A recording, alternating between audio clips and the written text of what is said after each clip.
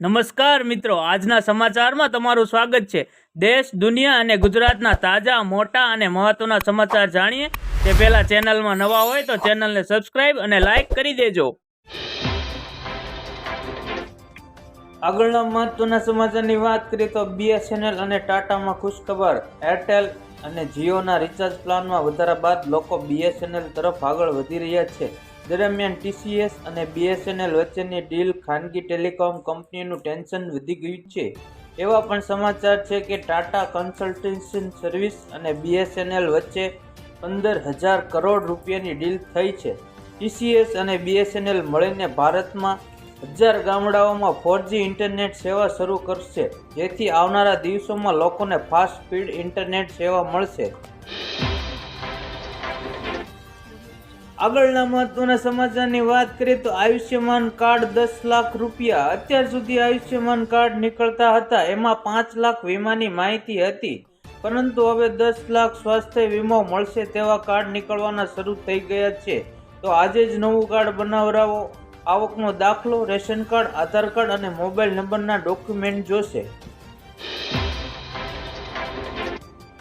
આગળના મહત્વના સમાચારની વાત કરીએ તો નમોશ્રી યોજના સગર્ભા તથા ધાત્રી માતાઓ માટે નમોશ્રી યોજનાની રાજ્ય સરકારે જાહેરાત કરી છે, જેના માટે 750 કરોડ રૂપિયાની ફાળવણી કરવામાં આવી છે, જે અંતર્ગત SC, ST, NFSA, PM-જયન સહિતના સગર્ભાને 12,000ની સહાય, સામાજિક ન્યાય અને અધિકારિતા વિભાગ માટે 6,193 કરોડની જોગવાઈ કરવામાં આવી છે।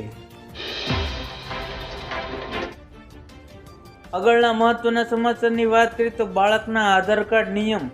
NCRની સૌથી મોટી યુનિક આઇડેન્ટિફિકેશન ઓથોરિટી ઓફ ઇન્ડિયાના આધાર કેન્દ્ર ઇન્ચાર્જ નિશુ શુક્લાનું કહેવું છે કે બાળકો પુખ્ત થાય તે પહેલાં તેમના આધાર કાર્ડ 2 વાર અપડેટ કરવું ફરજિયાત છે। જો તમે આમ નહીં કરો તો આધાર ઉપયોગી રહેશે નહીં। પ્રથમ વખત 5 વર્ષની ઉંમરે અને બીજી વખત 15 વર્ષની ઉંમરે બાયોમેટ્રિક અપડેટ કરવું ફરજિયાત છે। લોકોએ આધાર સેવા કેન્દ્ર પર જઈને નિર્ધારિત સમયમાં આધાર અપડેટ કરાવવું જોઈએ।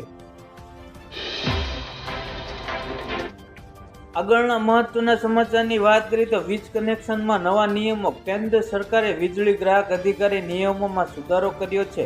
તેમાં સ્પષ્ટતા કરવામાં આવી છે કે મેટ્રો શહેરમાં 3 દિવસની અંદર, નગરપાલિકામાં 7 દિવસની અંદર, ગામડાઓમાં 15 દિવસની અંદર અને પર્વતીય વિસ્તારોમાં 30 દિવસની અંદર નવા કનેક્શન આપવાના રહેશે। રેસિડેન્શિયલ કોમ્પ્લેક્સ અને રેસિડેન્ટલ એસોસિએશન દરેક ઘર માટે સીલિંગ પોઈન્ટ આપવાનો રહેશે। કનેક્શન લેનારની ઈચ્છાને અનુસરવાનું સૂચન પણ કરાયું છે।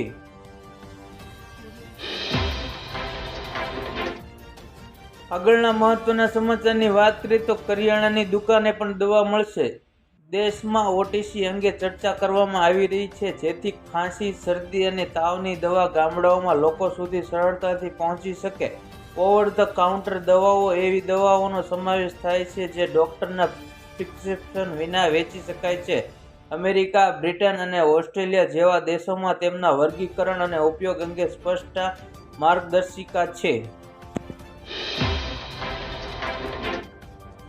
આગળના મહત્વના સમાચારની વાત કરીએ તો રેશન કાર્ડ નવી સિસ્ટમ। 1 માર્ચ 2024થી આખા દેશમાં રાશન વહેંચવાની વ્યવસ્થામાં ફેરફાર થવા જઈ રહ્યો છે। 1 માર્ચ 2024 બાદ રેશન કાર્ડ ધારકો માટે વિતરણમાં ગડબડી સહિત અનેક પ્રકારની પરેશાનીઓમાંથી હંમેશા માટે છુટકારો મળી જશે। ગામડામાં બેઠેલા ગ્રાહકો અને દુકાનદારો પર જિલ્લા મુખ્યાલયમાં બેઠેલા અધિકારીઓની નજર રહેશે। આખા દેશમાં e-પોસ મશીન લગાવવામાં આવી રહ્યા છે।